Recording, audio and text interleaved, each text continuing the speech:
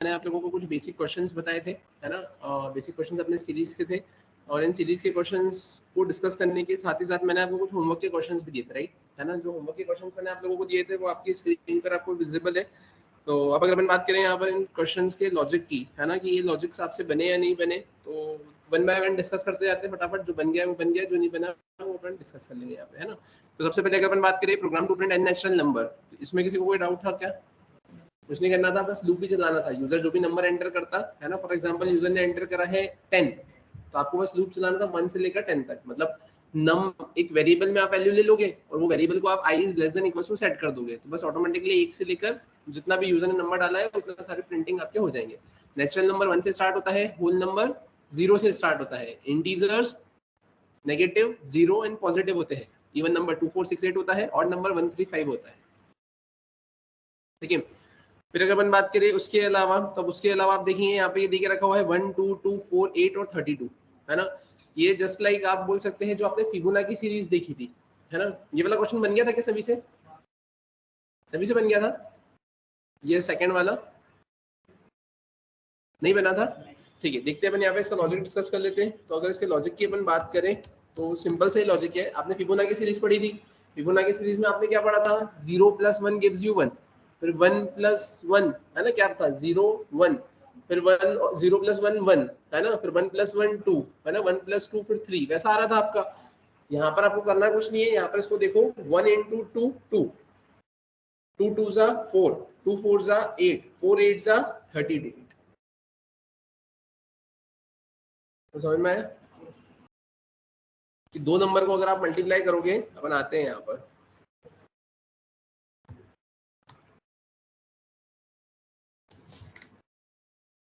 देखो आपकी सीरीज क्या थी यहाँ पर? आपकी जो सीरीज थी वो थी यहाँ पे 1, है ना, 1 के बाद में क्या था? 2, फिर 2, फिर 4, फिर 8, 4 8 ज़ा 32, है ना। ये ऐसा सीरीज आपकी चलती जा रही थी, राइट। इसमें आपने एक चीज नोटिस करी होगी क्या? 1 2 ज़ा कितना मिलेगा? 2, 2 2 ज़ा 4, 2 4 ज़ा 8, मतलब मल्टीप्लाई हो रहा है।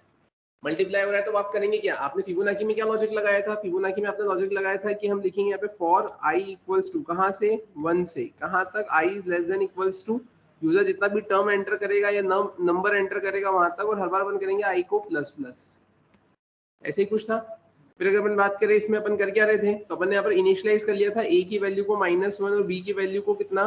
1, और यहाँ पर मैंने लिखा था c equals to a + b, और यहाँ पर अपन ने लिखा था क्या? SOP, और यहाँ पर मैंने c को प्रिंट करवा दिया था, और फिर यहाँ पे मैंने लिखा था a इक्वल्स टू b और b equals to c। Clear है क्या यहाँ तक? ये तो प्लस वाला हो गया। इसमें आपको करना क्या है, तो ध्यान से देखो। अब a की वैल्यू कितनी देख के रखी हुई है? जैसे मैंने आपको बोला कि 1 और 2 को मल्टीप्लाई करूंगा तो 2 आएगा, 1 और 2 को मल्टीप्लाई करने पे 2 आएगा, लेकिन ऐसे भी तो कोई से दो नंबर होंगे ना जिनको आप मल्टीप्लाई करोगे तो 1 आएगा, हाँ, 1 × 1, लेकिन मेरे को तो दो नंबर को मल्टीप्लाई करना है। ऐसे कौन से दो नंबर को मैं मल्टीप्लाई करूंगा कि 1 आ जाए?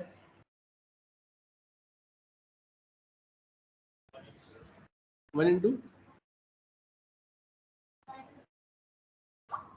नहीं, कैसे होगा?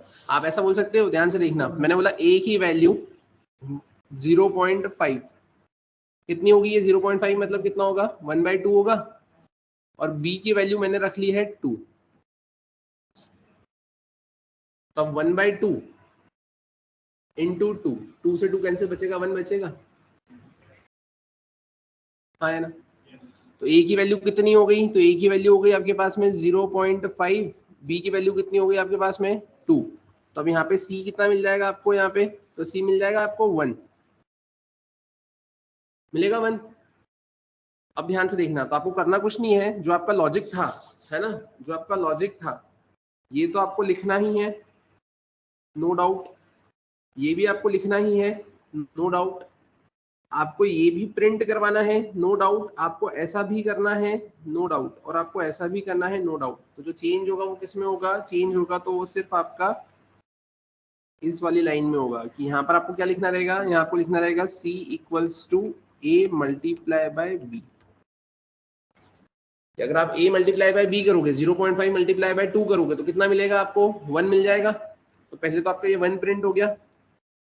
अब फिर उसके बाद में क्या करोगे? तो b की वैल्यू आ जाएगी a में, तो a कितना हो गया आपका? 2, और सी की वैल्यू आ जाएगी बी में, तो बी कितना हो जाएगा आपका 1। अब फिर से देखो 2 1 जा कितना होगा 2, तो ये देखो ये प्रिंट हो गया, तो यहाँ पे सी में कितना आ गया आपके पास में 2। अब फिर अगर अपन बात करें इसके अलावा, ये सही लिखा है मैंने, सही लिखा है ना, बी की वैल्यू ए में आ गई और सी की वैल्यू बी में आ गई। अब फिर उसके बाद में अगर अपन बात करें तो अब क्या होगा यहाँ पर, तो ये बी की वैल्यू आ गई ए में, तो ए कितना हो गया आपका 1, सी की वैल्यू बी में आ गई, तो बी कितना हो गया यहाँ पर 2, 1 2 सा कितना होगा 2, ये फिर से 2 आ गया, तो सी की वैल्यू कितनी हो गई यहाँ पर 2। फिर से यहाँ पर बी इधर आ जाएगा, तो ए की वैल्यू 2, सी इधर आ जाएगा तो बी की वैल्यू भी 2, तो 2 2 सा कितना हो जाएगा 4, ये 4 भी आ गया। समझ में आया? तो आपको डेटा टाइप मैनेज करना पड़ेगा, अगर 0.5 लिखा है तो आप उसको डबल लिख लेना। क्लियर है क्या? कुछ नहीं करना है, जो फिबोनाची का लॉजिक था वो का वही लॉजिक है, बस अंतर इतना है कि वहाँ पे प्लस था और यहाँ पे मल्टीप्लाई, वहाँ -1 1 से इनिशियलाइज कर देते हैं, यहाँ पे 0.5 और 2 से इनिशियलाइज करना पड़ेगा। 0.5 अगर है तो आप उसको डबल डेटा टाइप रखेंगे। यहाँ पे तो आप डेटा टाइप क्या रखते थे, इंटीजर। अब लेकिन यहाँ पर डेटा टाइप आपको क्या रखना पड़ेगा, तो अब यहाँ पर आप डेटा टाइप रख लेना डबल ही रख लेना दोनों का, या फिर सिर्फ एक का रख लेना, है ना, तीनों का ही रख लेना। हाँ कर सकते हो ना, याद हो तो मैंने कल सबसे पहले वही लॉजिक बताया था कि आप ए और बी की झंझट ही नहीं, वैसा भी आप कर सकते हो। ये मैंने वो कल फर्स्ट लॉजिक बताया था कि आप ए की वैल्यू को पहले प्रिंट करवा दो, बी की वैल्यू को इनिशियलाइज करके पहले प्रिंट करवा दो, और फिर जितने भी टर्म्स डालोगे उसमें से -2 करके उतनी वैल्यू चला के आप उसको प्रिंट करवा। तो आपके ऊपर डिपेंड करेगा, आपको जो इजी लगता हो, है ना। इन दो तरीके के अलावा भी आपके पास में अगर कोई और तरीका है तो आप वो भी लगा सकते हो, डिपेंड करेगा, मतलब कैसा भी कर सकते हो, वो आप कैसे भी कर सकते हो जैसा आपको सुटेबल लगे, है ना। जितने भी प्रोग्राम्स मैं आपको यहाँ पर बता रहा हूँ, जितने भी लॉजिक्स मैं आपको बता रहा हूँ, ऐसा बिल्कुल भी नहीं है कि वो प्रोग्राम सिर्फ उसी लॉजिक से बनेंगे। आप अपने भी लॉजिक लगा सकते हो, इसके अलावा भी आपको सोच सकते हो, बस ये है कि आपका लॉजिक भी चलना जनरलाइज मैनर में ही चाहिए। कि फॉर एग्जांपल मैंने बोला मेरे को टेबल प्रिंट करवाना है, मैंने 2 का टेबल प्रिंट करवा कर बताया, है ना। अब आपने बोला कि सर हमारे पास में भी एक लॉजिक है, हमने भी प्रिंट करवाया, कैसे, तो आपने system.out.println में पूरी 10 लाइन लिख दी, 2 1 जा 2 2 2 जा 4 2 3 जा 6 हार्ड कोड करके, कि देखो आ तो आपका भी रहा है, आ हमारा भी रहा है, लेकिन दिक्कत क्या है, मेरा जनरलाइज है कि मैं 2 की जगह 200 भी डालूं तो वो चलेगा, लेकिन आपका कैसा है, स्टैटिक है कि वो एक बार चलाओ या 1000 बार चलाओ 2 का ही टेबल देगा। तो वैसा नहीं होना चाहिए, जनरलाइज मैनर में चलना चाहिए, लॉजिक दूसरा भी चलेगा। क्लियर है यहाँ तक? फिर अगर अपन बात करें इसके अलावा, तो ये बन जाएगा सभी से, या बनाकर बताओ, ठीक है। फिर अगर अपन बात करें इसके अलावा, तो इसके अलावा जैसा कि आपकी स्क्रीन पर आपको दिख रहा है, तो ये तो हमने लॉजिक इसका डिस्कस कर लिया।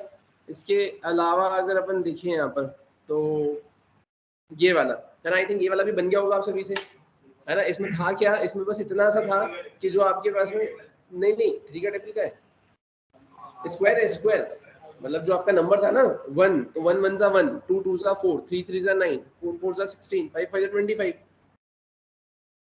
कुछ नहीं करना था आपको, बस यहाँ पर देखो ना, ये क्या है, ये जो 1 है तो 1 into 1, तो यहाँ पे ये जो नंबर आएगा, है ना, इसका लॉजिक डिस्कस कर रहे हैं। अब यहाँ पे जो ये 4 है, तो 4 क्या है, 2 into 2, 9 है, ये कैसा है 3 into 3, जो 16 है तो कितना आएगा 4 into 4, 25 है, 5 into 5। तभी इसके पहले आपने जो प्रिंट करवाया था ना 1 से लेकर नंबर तक, और आप 1 आई की वैल्यू को प्रिंट करवा रहे थे, वहां पे बस आई की जगह आई into आई को प्रिंट करवाना है, आई into आई को प्रिंट करवाना है। बन जाएगा क्या?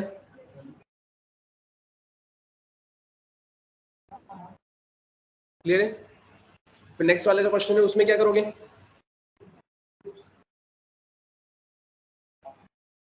ये जो नेक्स्ट वाला क्वेश्चन है,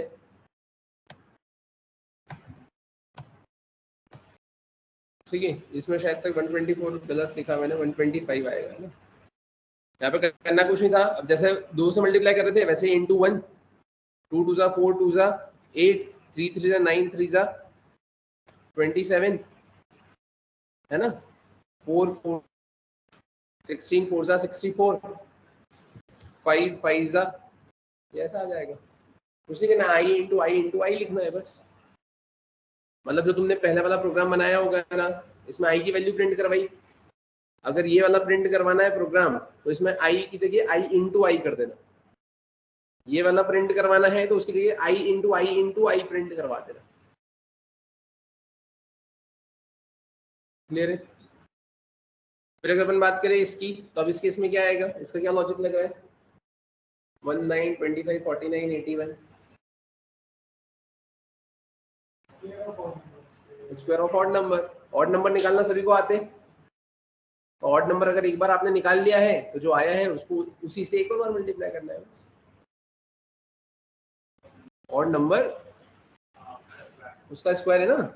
ऑड नंबर की सीरीज कल मैंने बताई थी आपको, मैंने इवन की बताई थी, मैंने ऑड की करने के लिए दी होगी, आपने ऑड का कर लिया होगा। ऑड नंबर की सीरीज निकालना आती है ना, कैसे करोगे कि 1 से लेकर जितने नंबर तक आपको जाना है तो उसमें आप करोगे क्या,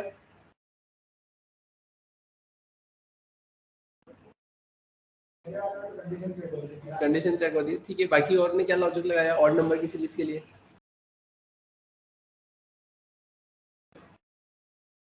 कैसे कंडीशन,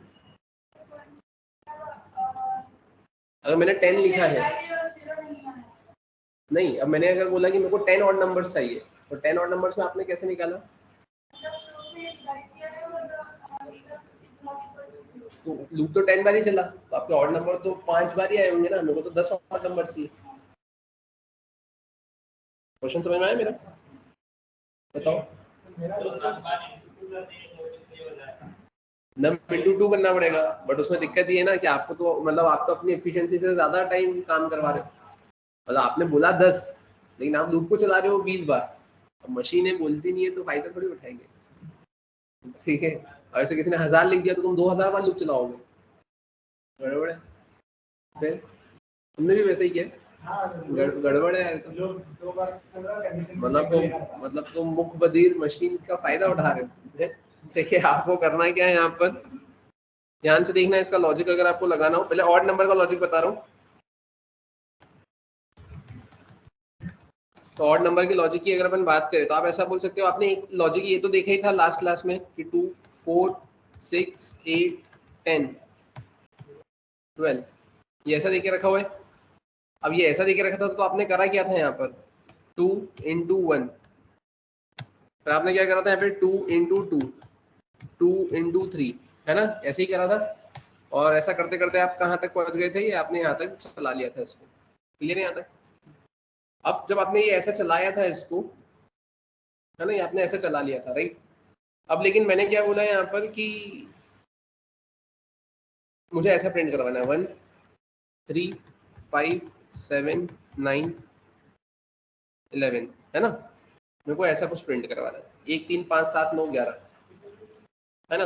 अब ध्यान से देखना इधर, तो आपने इसके लिए क्या लॉजिक लगाया था, 2 into i, ये लगाया था, 2 into i लगाया था। अब आप खुद सोचो ना यहाँ पर 2 into i करने पे 2, 4, 6, 8, 10, 12 मिल रहा है। अब मेरे को ऑड नंबर चाहिए, तो नीचे देखो ना 1, 3, 5, 7, 9, 11 है, तो इसका मतलब क्या है कि 2 में से 1 माइनस कर दो तो 1 आएगा, 4 में से 1 माइनस कर दोगे तो 3, 6 में से 1 माइनस कर दोगे 5, 8 माइनस 1 माइनस कर दोगे ऐसा, तो बस 2 into i माइनस 1। अब इससे अगर आपने बोला है 10, तो 10 बार ही लूप चलेगा, बस आपको क्या करना है 2 into i माइनस 1 करना है।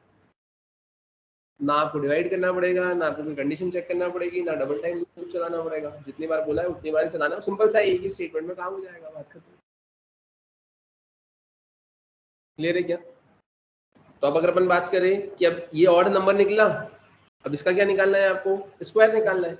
अब इसका स्क्वायर निकालना है तो आप क्या करोगे, तो आपके पास में दो ऑप्शन है, या तो इसी को 2 बार मल्टीप्लाई करके लिख दो, या इसको एक वेरिएबल में रख के उस वेरिएबल को 2 बार मल्टीप्लाई कर दो। मतलब कि अगर आपने यहाँ पर ये लिखा, अब आप इसको क्या करोगे, इसको आप लूप में लगाओगे, है ना, लूप की कंडीशन तो आप लगा ही लोगे। अब मैंने क्या करा, मैंने एक वेरिएबल ले लिया टी, और टी के अंदर मैंने इसको रख दिया, है ना। और अब मैं क्या करूंगा, एसओपी करके टी इंटू टी कर दूंगा,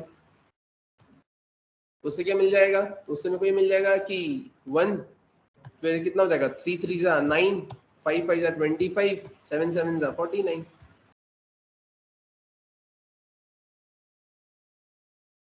क्लियर है क्या सभी को। वैसा कर सकते हो, या मैथ डॉट पावर भी लगा सकते हो,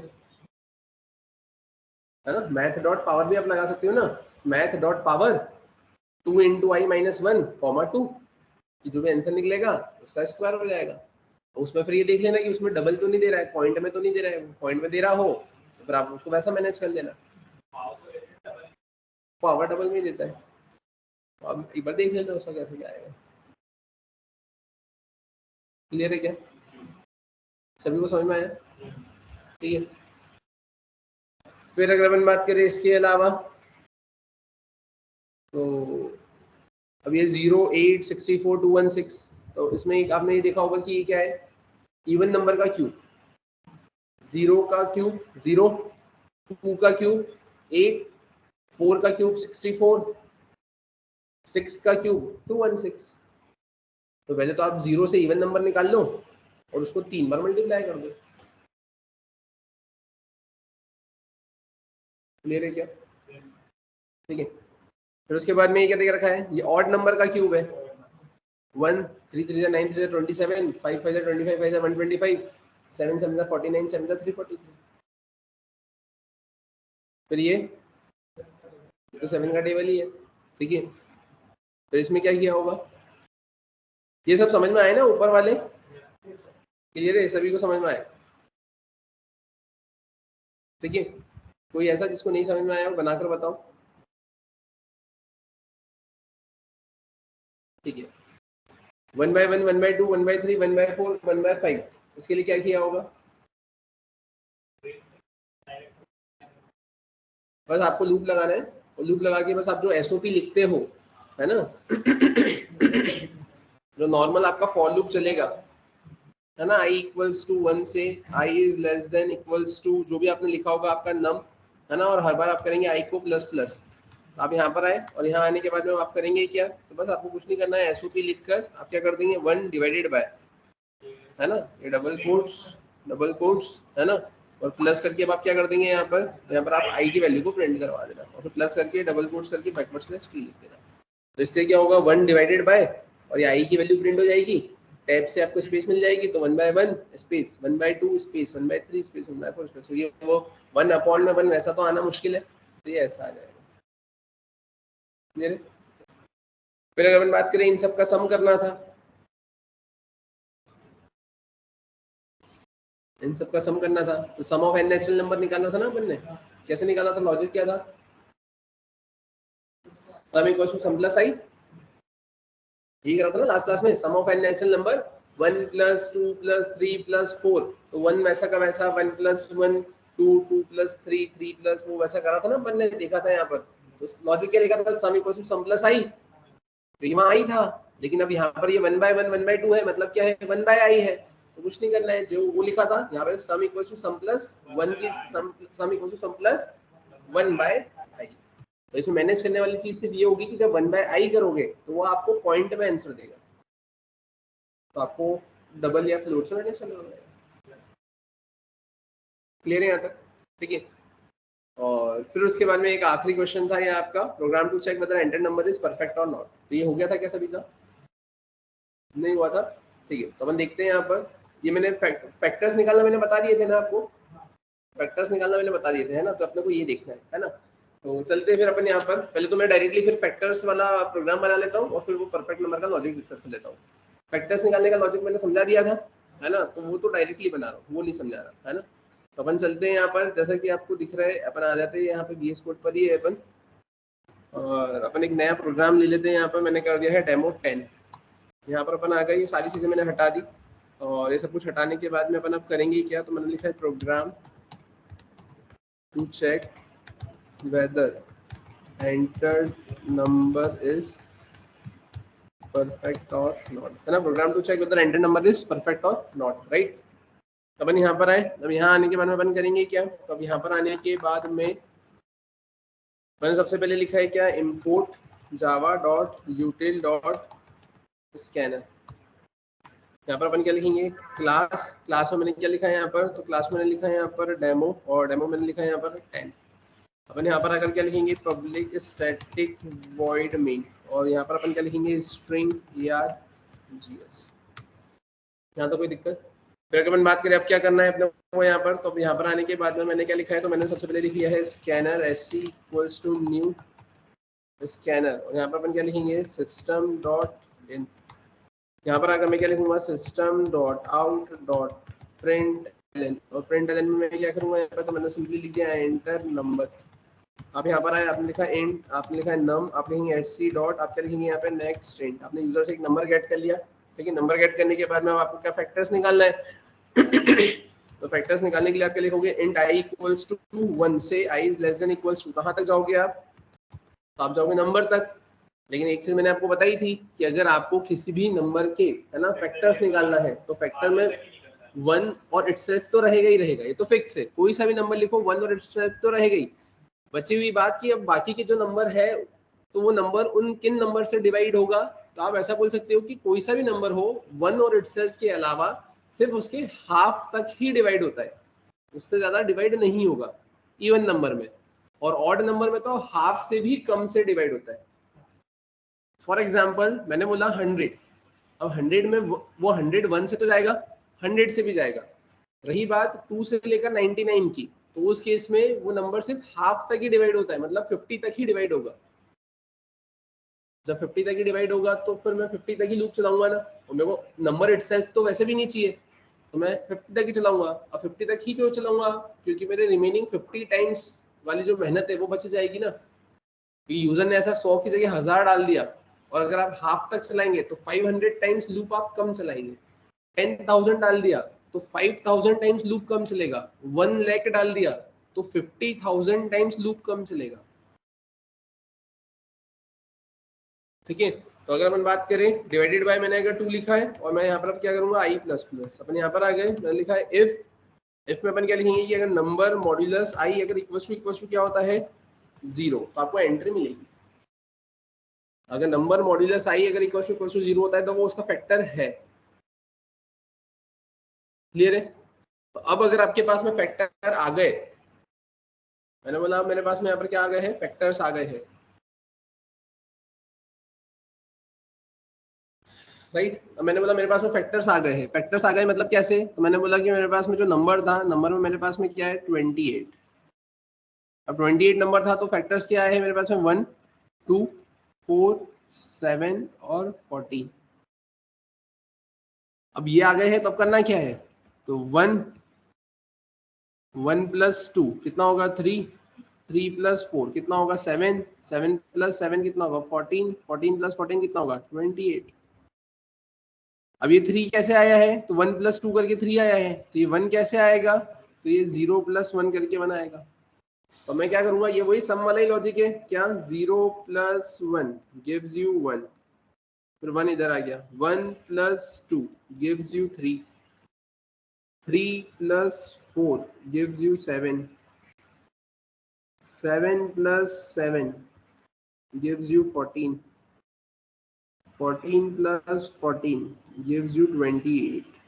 तो प्रीवियस प्रोसेस का आउटपुट नेक्स्ट इनपुट का काम करेगा, आउटपुट इनपुट का काम करेगा, आउटपुट इनपुट का काम करेगा, आउटपुट इनपुट का काम करेगा। तो इक्वल्स टू के इस साइड और इक्वल्स टू के इस साइड, आप देखिए 1 3 7 14 1 3 7 14, प्रीवियस प्रोसेस का आउटपुट नेक्स्ट इनपुट का काम कर रहा है, प्रीवियस प्रोसेस का आउटपुट नेक्स्ट इनपुट का काम कर रहा है। तो इक्वल्स टू के दोनों साइड आप क्या लिखोगे, सेम नेम का वेरिएबल, तो इधर भी सम लिखा और इधर भी आपने क्या लिखा, यहाँ पे सम लिखा, और यहाँ पे 1 2 4 7 14 जो देके रखा हुआ है, तो 1 2 4 7 14 की जगह आप क्या लिखोगे, तो ये किसकी वैल्यू आएगी, ये वो आपकी आई की वैल्यू होगी, तो आप यहाँ पे लिख लोगे आई।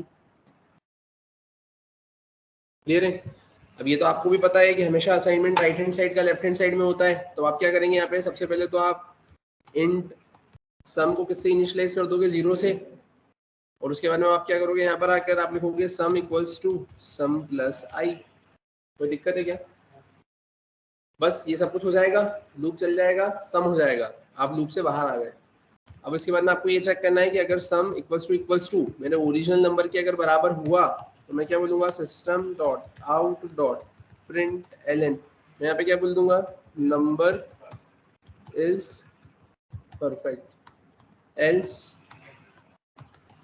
System dot out dot println number is not perfect.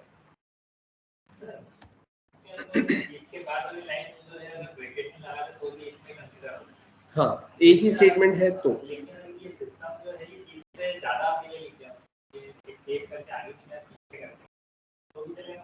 हाँ हाँ, ये तो ये इसी गैप का ही बोल रहे हो ना, ये इसका ना, ये तो हाँ, इससे कोई फर्क नहीं पड़ेगा, ये तो सिर्फ इंडेंटेशन है, कोई चलेगा, कोई दिक्कत नहीं आएगी, है ना। आप अगर बोलोगे सर अगर हमने ऐसे ही लिख दिया तो, अगर आप यहाँ पर ऐसे लिख के चला रहे हो, आपने इसको सेव किया, ठीक है। अपन आते हैं यहाँ पर, अब यहाँ आने के बाद में मैंने इसको कमांड प्रॉम्प्ट पे ओपन किया, अपन यहाँ आ गए, यहाँ अपन क्या लिखेंगे, जावा सी, मैंने लिखा यहाँ पर डेमो 10 राइट डॉट जावा, ठीक है। अपन यहाँ पर आ गए, यहाँ पर आने के बाद में अपन क्या करेंगे, मैंने इसको कंपाइल किया, रन किया, मैंने लिखा 45 नॉट अ परफेक्ट नंबर, मैंने बोला 6 परफेक्ट नंबर, मैंने बोला 28 परफेक्ट नंबर, मैंने बोला 100 नॉट अ, ठीक है।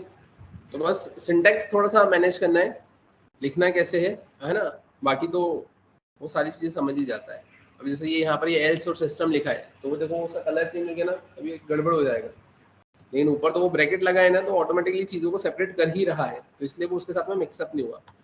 यहाँ पर अपन इंडेंटेशन इसलिए देते हैं क्योंकि अगर मैं नहीं भी दूं तो ऐसा भी लिखूंगा तो भी चलेगा, लेकिन अब ये एकदम एक ही लाइन में ऐसा लिखा हुआ आता है तो समझ में नहीं आता कि कौन किसके अंदर आ रहा है। तो अपन थोड़ा सा क्या कर देते हैं, यहाँ पर एक टैब प्रेस कर देते हैं, जिससे ये हो जाता है कि ये समझ में आ जाता है कि ये स्टेटमेंट इसके अंदर है।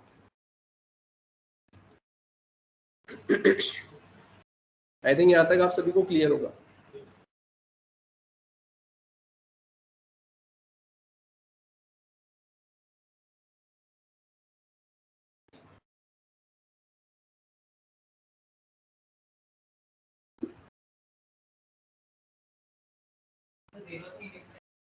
जीरो से इनिशियलाइज इसलिए किया क्योंकि आपने यहाँ पर देखा कि सबसे पहले अब ये 1 तो है आपके पास में, ये 1 तो ही आ गया आपके पास में, लेकिन मैंने बोला ये 1 को लाने के लिए मैंने क्या करा है, यहाँ पे 0+1 किया है। अब 1 को लाने के लिए मैंने 0+1 किया है, तो ये वाला जो 1 है ये तो मेरे को आई से मिल जाएगा, और ये जो 1 है ये मेरे को मेरा रिजल्ट मिलेगा। लेकिन अब ये वाला 0 आएगा कहाँ से, ये वाला 0 सिर्फ लॉजिक बनाने के लिए मैंने लिखा और मैंने मन से उसको इनिशियलाइज कर दिया। मैंने इनिशियलाइज कराया ना यहाँ पे सम इक्वल्स टू 0, ये सिर्फ लॉजिक बनाने के लिए मैंने वहां पे सम को 0 से इनिशियलाइज कर दिया।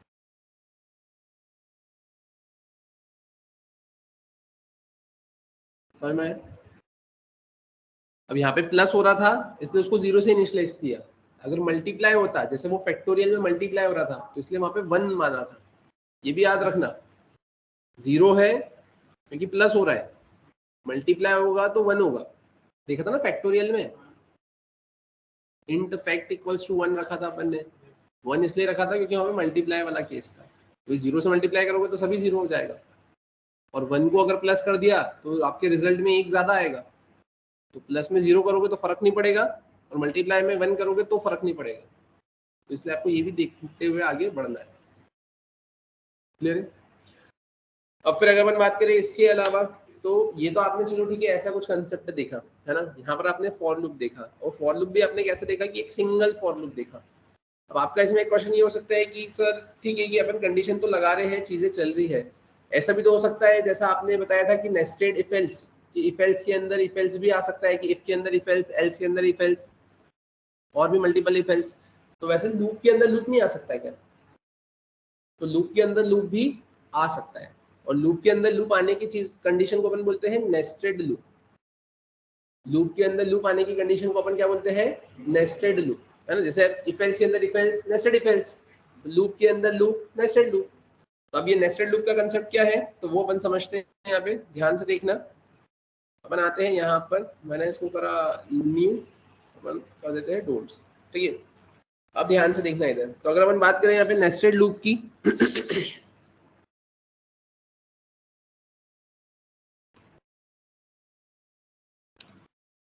नेस्टेड लूप क्या होता है, तो आप बोलेंगे लूप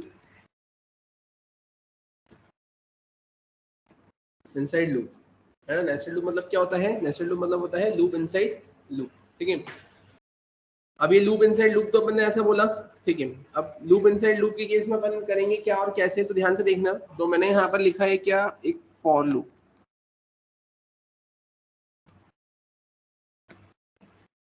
i इक्वल्स टू 1 से i less than equals to 3, और i को करा मैंने प्लस प्लस, ठीक है। तो मैंने यहाँ पे क्या लिखा है, फॉर j इक्वल्स टू 1 से j is less than equals to 3, j को करा मैंने प्लस प्लस। ठीक है, ये क्या हो गया आपका लूप के अंदर लूप, कि वो ऊपर फॉर लूप है, अंदर एक और लूप लगा दिया। कोई दिक्कत है क्या, कोई प्रॉब्लम? ठीक है, अब इसको एक पहले रियल लाइफ एग्जांपल से समझो, फिर अपन आगे बढ़ते हैं, है ना।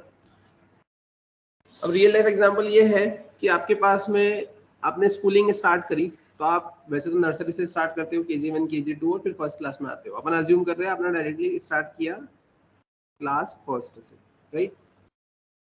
वैसे ही आप किस में जाओगे, क्लास सेकेंड में, और वैसे ही आप कहाँ तक पहुंचोगे, ऐसे क्लास 12th तक, है ना। क्लियर है ना। अभी ऐसे आप आगे बढ़ते जाओगे। अब इसके अंदर आपने एक चीज ये भी देखी होगी कि आप जब फर्स्ट क्लास में थे तो सबसे पहले आपके पास में यहाँ पर आपके यूनिट टेस्ट हुआ करते हैं, होते थे ना यूनिट टेस्ट, फिर बाय मंथली, फिर हाफ ईयरली, और फिर एनुअल एग्जाम,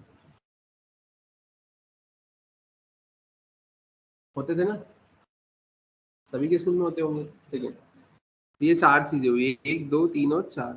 यही चार चीज सेकंड क्लास में भी हुई होगी, और यही चार चीज आपकी 12th क्लास में भी हुई होगी, हाँ है ना। तो अब इससे एक चीज ये समझ में आई क्या, कि सबसे पहले अगर अपन बात करें यहाँ पे, तो क्लास 1 एक बार चली, मतलब एक बार आपने क्लास 1 में एडमिशन लिया, आपने कितनी बार अंदर एग्जाम दी, unit test, bimonthly, half yearly, annual. Condition सारी सेटिस्फाइड हो गई, है ना। तुम पढ़ने वाले बच्चे थे तो तुम पास भी हो गए। पास हो गए तो तुम आ गए यहाँ पे क्लास 2 पे। क्लास 2 पे फिर से वही एक बार unit test, bimonthly, half yearly और एनुअल एग्जाम। क्लास 12 तक पहुंचे, unit test, bimonthly, half yearly, annual exam, pass हो गए। अब आगे कोई क्लास ही नहीं है, तो वहां से तुम बाहर निकल गए। अब वो पूरा 12 साल का रूटीन अब चेंज हो जाएगा। ऐसे ही हुआ। इसमें एक कॉमन चीज समझ में आई क्या, कि क्लास एक ही बार थी, उस क्लास के अंदर 4 बार एग्जाम दी। क्लास सेकंड पर जब आए तो क्लास सेकंड एक ही बार है, लेकिन उसके अंदर 4 बार एग्जाम दी। समझ में आया। तो एक चीज समझ में आ गई होगी कि वो क्लास तो एक एक करके चली, लेकिन उसके अंदर सब पार्ट में 4 बार लूप चला, फिर दूसरी क्लास में फिर 4 बार लूप चला, फिर तीसरी क्लास में फिर 4 बार लूप चला। सिमिलरली अगर अब अपन बात करते हैं इस वाली कंडीशन की, तो बस ये जो है इसको आप एज अ क्लास मानो, कि ये क्या है आपकी क्लास, और इस वाले लूप को आप क्या मानो, आपका एग्जाम मानो। तो अब इससे कुछ आपको समझ में आया होगा क्या, कि जब ऊपर वाला लूप है, कि ऊपर वाले लूप में आपने यहाँ पर i इक्वल्स टू क्या बोला है 1, तो i इक्वल्स टू 1 मतलब ये तो क्या हो गई आपकी क्लास हो गई। अब जब i इक्वल्स टू आपका 1 होगा, है ना, साइड में लिख रहा हूँ यहाँ पे कि जब आपका i इक्वल्स टू कितना होगा 1 होगा, तो मैंने क्या बोला, जो अंदर वाला लूप है वो क्या है आपकी एग्जाम्स है। तो अंदर वाला लूप कितनी बार चलेगा, तो अंदर वाला लूप पूरा आपका j equals to 1, j equals to 2 और j इक्वल्स टू 3 पूरा चलेगा, चलेगा ना। फिर मैंने क्या बोला कि अब ये तो चल गया पूरा, जैसा आपने ये चारों एग्जाम दे दी, रिजल्ट आ गया, पास हो गए तो दूसरी क्लास में चले गए। तो वैसे ही अंदर वाला लूप अगर ये पूरा चल गया, कंडीशन सेटिस्फाइड हो गई, तो अब तुम वापस से आउटर लूप पर जाओगे। आउटर लूप पर जाओगे तो आई की वैल्यू कितनी हो जाएगी 2, मतलब अब तुम कौन सी क्लास में आ गए, क्लास सेकंड में आ गए। अब क्लास सेकंड में आ गए हो तो अब वापस से ये क्या होगा तुम्हारा, यहाँ पे चारों एग्जाम चलेगी, तो तुम वापस से यहाँ पे क्या बोलोगे, j equals to 1, j equals to 2, j equals to 3 चलेगा। चारों एग्जाम देने के बाद में वापस से तुम अब नेक्स्ट क्लास में जाओगे, तो वापस से अब तुम कहाँ पहुंच गए, i इक्वल्स टू 3 पर, i3 के रिस्पेक्ट में j1, j2, j3 चलेगा। फिर ऊपर जाओगे, अब यहाँ पर कितना आ गया 4 लेस देन इक्वल्स टू 3 है क्या, कंडीशन फॉल्स हो गई, तुम बाहर आ जाओगे। हो गया ना, 12वीं तक पढ़ लिए, एग्जाम दे दी, खत्म, अब थोड़ी स्कूल जाना है। तो कहने का मतलब है कि ये जो ऊपर आपने लिखा है ये है आपका आउटर लूप, और ये जो अंदर लिखा है ये है आपका इनर लूप। और एक चीज हमेशा याद रखना, आउटर लूप के रिस्पेक्ट में इनर लूप आपका n नंबर ऑफ टाइम से चलता है। मतलब देखो इधर, यहाँ पर आपने इसको तो 1 बार चलाया, ये तो 1 बार चला, लेकिन अंदर वाला कितनी बार चला, n नंबर ऑफ टाइम चला ना। ये एक ही बार चला, अंदर वाला n नंबर ऑफ टाइम चला ना। ये एक ही बार चला, अंदर वाला n नंबर ऑफ टाइम चला ना। तो आउटर लूप के रिस्पेक्ट में inner loop n number of times चलता है। ये वाला लिखना हो तो नोट डाउन करके लिख लो कि आउटर लूप के रिस्पेक्ट में इनर लूप आपका n नंबर ऑफ टाइम्स चलता है। और यहाँ पर आप देखेंगे कि ये ऊपर वाले लूप के रिस्पेक्ट में जैसे ही एक बार में एंट्री मिली तो अंदर वाला पूरा कंप्लीट चलेगा। इनिशियलाइजेशन से लेकर जब तक की कंडीशन है, जब तक सेटिस्फाइड होते जाएगा, सब कुछ चलते जाएगा। एक बार, 2 बार, 3 बार चलेगा। जैसे ही फिर कंडीशन फॉल्स होगी कि यहाँ पर भी ऐसे j की वैल्यू जैसे ही 4 होगी कि 4 is less than equal to 3, तो वो यहाँ से कहाँ आ जाएगा, ये बाहर आएगा। और फिर यहाँ से वापस से वो कहाँ जाएगा, यहाँ से वापस से ये ऊपर जाएगा। फिर यहाँ पर वो i की वैल्यू को चेक करेगा, अगर लेस देन इक्वल टू 3 है तो वापस से एंट्री करेगा, और अगर ग्रेटर हो जाती है तो वहां से वो बाहर आ जाएगा। क्लियर है क्या? पक्का सभी को समझ में आया? किसी को कोई डाउट है, किसी को कुछ पूछना है तो वो पूछ सकता है।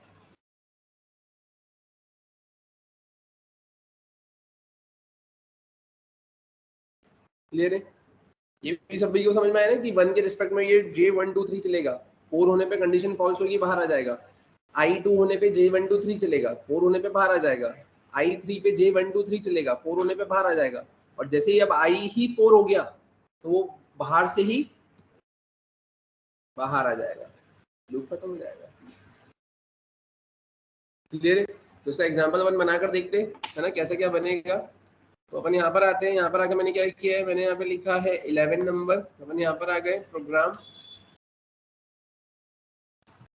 showing the concept of nested loop, ना, program showing the concept of nested loop. अपन आते हैं यहाँ पर, मैंने क्या करा, यहाँ पर 11 करा। अपन यहाँ पर आ गए, अभी यूजर से नंबर गेट करने की तो कोई जरूरत नहीं है।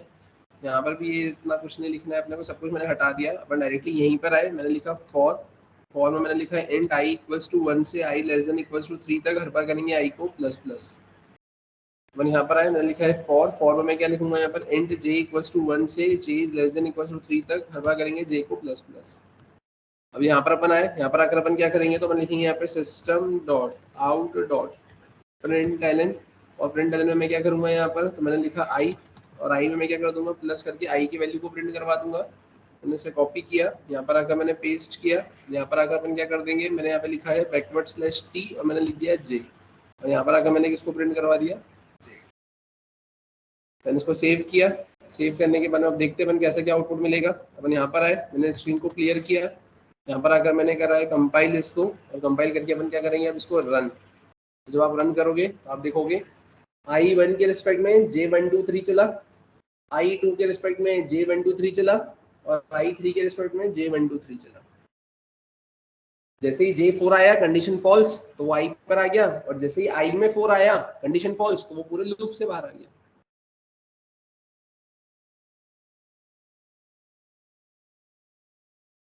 देख लो, इसमें किसी को कोई दिक्कत है, कुछ पूछना है तो पूछ सकते।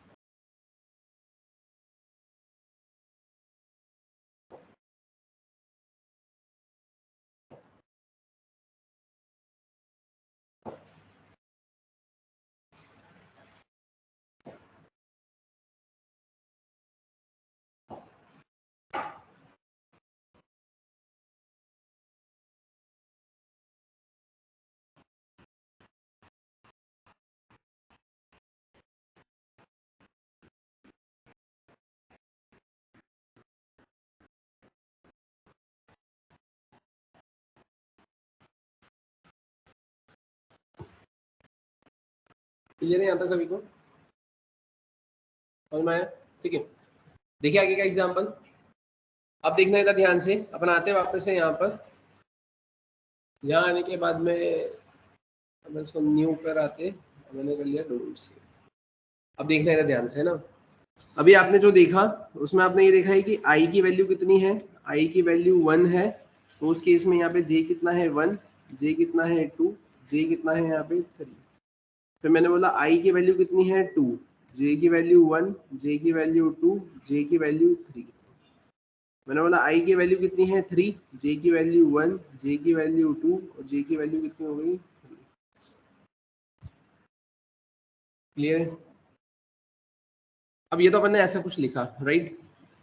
अब एक चीज ये बताओ इसमें कि ठीक, ये तो अपन ने ऐसा कुछ करा है, या फिर आप ऐसा इसको फिर से एक रियल लाइफ एग्जांपल से कंसिडर करो कि अभी तो खैर वैसे तुम सब कॉलेज में आ गए, या हो सकता है कि तुम भी उस टाइम में अपनी स्कूलिंग पर हो जिस टाइम पे कोरोना आया था, है ना, कोविड आया था, राइट। अब कोविड आया था तो चलो ठीक है कि 10th और 12th तो थोड़ा सा क्रूशियल होता है, इंपॉर्टेंट होता है, तो फॉर्मेलिटी के तौर पे तुम्हारी एग्जाम वगैरह भी कुछ ली होगी या जैसा भी हुआ होगा। लेकिन जो एकदम बेसिक छोटी क्लासेस है तो बच्चा समझता ही नहीं है। यूं अगर फर्स्ट क्लास में बच्चा स्कूल जाता है तो उसके इसमें क्या होता है कि इसकी एग्जाम होती है। अब सब भी कुछ ऑनलाइन हो गया था, है ना, एकदम एंड मोमेंट पे अप्रैल मार्च अप्रैल के टाइम पर कोविड लगा था, है ना, एग्जाम का टाइमिंग था। तो ठीक है कि 10th-12th वालों की तो एग्जाम वगैरह कुछ ली भी होगी, लेकिन फर्स्ट सेकंड वालों को ऐसा किया होगा ना कि उनको डायरेक्टली प्रमोट कर दिया होगा उनके प्रीवियस रिजल्ट के बेसिस पे। मतलब ऐसी कंडीशन आ सकती है। अभी इसके पहले वाले एग्जांपल में आपने ये देखा, क्लास 1 तो 4 एग्जाम हो रही थी, क्लास 2 तो फिर 4 एग्जाम हो रही थी, क्लास 3 तो 4 एग्जाम हो रही थी। तो अब कोविड आ गया तो उस केस में जरूरी नहीं है ना कि उस क्लास के अंदर 4 एग्जाम हो। ऐसा भी तो हो सकता है कि मेरे को कुछ चीजें स्किप करना पड़ी। अगर कोविड उधर सितंबर अक्टूबर नवंबर में आ जाता तो स्कूल वाले स्कूल में बुला के हाफ ईयरली थोड़ी लेते, कैंसिल ही करते। क्लियर है? सिमिलरली ऐसी कंडीशन में कुछ मतलब ऐसे आउटपुट में कुछ ऐसी सिचुएशन आ गई कि मुझे किसी चीज को स्किप करना है। मतलब कोई ऐसी कंडीशन अराइज हो गई कि जहां पर मेरे को क्या करना है, चीजों को स्किप करना है। तो अब स्किप करना है मतलब ब्रेक करना है, ब्रेक करके वहां से बाहर निकलना है। ब्रेक करके वहां से बाहर निकलना है तो अब कैसे क्या होगा, है ना। या आप ऐसा समझिए कि यार आपका ट्रांसफर हो गया, आपके पापा का ट्रांसफर हो गया, है ना। अब तुमने जुलाई में किसी कॉलेज स्कूल में एडमिशन लिया, उनका ट्रांसफर हो गया 3 महीने के लिए, जाना तुम्हारी भी अर्जेंसी है, उनको भी ले जाना अर्जेंसी है। 3 महीने का बीच में गैप हो गया, है ना, तुम्हारी बाय मंथली हाफ ईयरली सब छूट गई। अब डायरेक्टली तुम एनुअल एग्जाम देने ही आए हो, तो बीच में गैप हुआ कोई कंडीशन की वजह से। तब उस केस में मैंने बोला कि मेरे को ऐसी कुछ कंडीशन फ्रेम करना है कि जहां पर अगर I2 होता है और J भी 2 होता है तो मेरे को यहाँ पे कंडीशन को क्या करना है, ब्रेक करना है।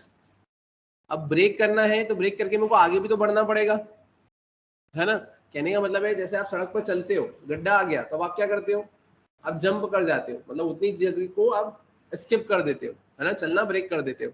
तो सिमिलरली यहाँ पर एक कंसेप्ट होता है आपका जंप स्टेटमेंट्स का।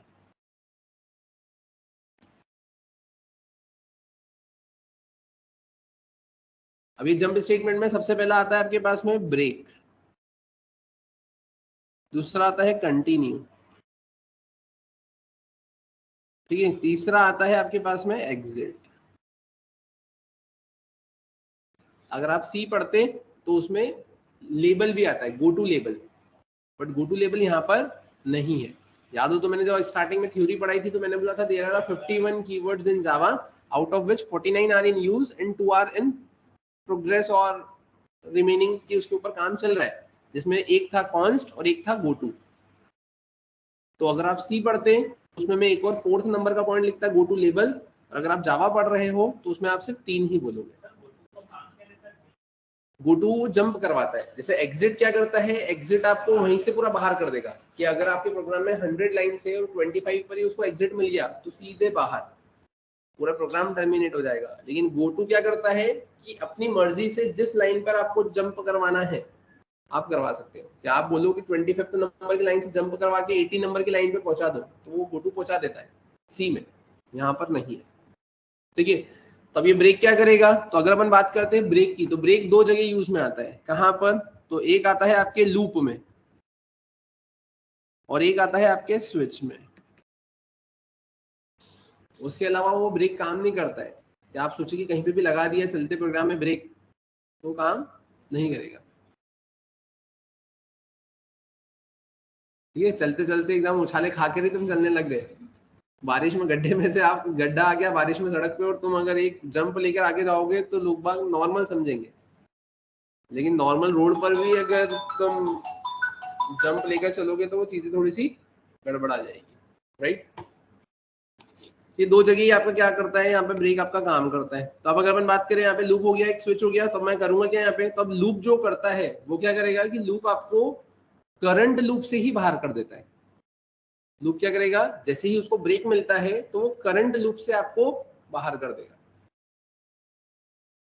और अगर यहाँ पे नेस्टेड लूप है और अंदर वाले लूप में ब्रेक है तो वो करंट लूप से तो बाहर कर देगा लेकिन आउटर वाले लूप पर पहुंचा देगा। मतलब कैसे कि अगर यहाँ पे मैंने लिखा है फॉर, और फॉर के अंदर अब यहाँ पे क्या मैंने कोई कंडीशन लगा के यहाँ लिख दिया है ब्रेक, तो उस केस में अगर ब्रेक मिला है ना, भले ही लूप को चलाना है 10 बार, लेकिन अगर 5th नंबर पर ही ब्रेक मिल गया है तो वो डायरेक्टली उस लूप को ब्रेक करके वहां से बाहर आ जाएगा, आगे के स्टेटमेंट्स को एग्जीक्यूट नहीं करेगा। लेकिन अगर मैं बात करूं, यहाँ पर मैंने फॉर लिखा है, ठीक है, और इसके ऊपर भी एक और फॉर लिखा है, और यहाँ पे कोई कंडीशन के बाद में मैंने क्या कर दिया है ब्रेक, तब इस केस में क्या होगा कि जैसे ही ब्रेक मिला तो उसने करंट लूप को तो ब्रेक करके आपको बाहर कर दिया, लेकिन अब करंट को ब्रेक करके बाहर कर दिया तो क्या हुआ, उसके ऊपर एक और लूप है, तो वो फिर आउटर लूप के इंक्रीमेंट या फिर डिक्रीमेंट पर चला जाएगा।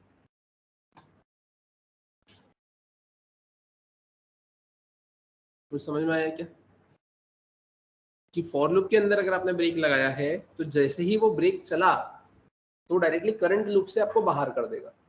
मतलब आपने यहाँ पर ये लिखा हुआ था, ये इनर लूप है ना, अब मैंने इस इनर लूप में लिख दिया कि अगर i इक्वल्स टू 2 होता है एंड j इक्वल्स टू 2 होता है तो ब्रेक हो जाए। तो मैंने बोला कि अगर i 2 है तो हाँ i तो 2 है, और j 2 है, हाँ j भी 2 है, तो वो क्या कर दे, ब्रेक कर दे। अगर वो ब्रेक कर देगा तो करंट लूप से बाहर आ जाओगे, तो जो करंट लूप इसको प्रिंट करवा रहा है, तो आप यहाँ पे जैसे ही कंडीशन मैच होगी तो यहाँ से आप कहाँ आ जाओगे, यहाँ से आप बाहर आ जाओगे और आउटर लूप पर पहुंच जाओगे। तो आउटर लूप पर पहुंच जाओगे मतलब डायरेक्टली अब आप यहाँ से i इक्वल्स टू 3 पर आ जाओगे। क्लियर है कैसे, एक बार चलाकर देखो। अपन यहाँ पर आए, मैंने इसको सेव एज किया, यहाँ पर आकर मैंने इसको 12 किया, अपन यहाँ पर आए, यहाँ आकर मैंने क्या कर दिया, मैंने यहाँ पे सिंपली लिख दिया एक क्या अपना if i equals to 2 and j equals to 2। अगर i भी 2 है j भी 2 है तो अपन क्या करवाएंगे यहाँ पर, तो अपन यहाँ पे करवाएंगे ब्रेक। इसको सेव किया, अपन आते हैं यहाँ पर, जैसा कि आपकी स्क्रीन पर आपको दिख रहा है, मैंने स्क्रीन को क्लियर नहीं किया, ऐसे ही चलाता हूँ है ना, ताकि ऊपर वाला भी आउटपुट आपको देखने को मिले। अब यहाँ पर आए, अब देखो क्या हुआ,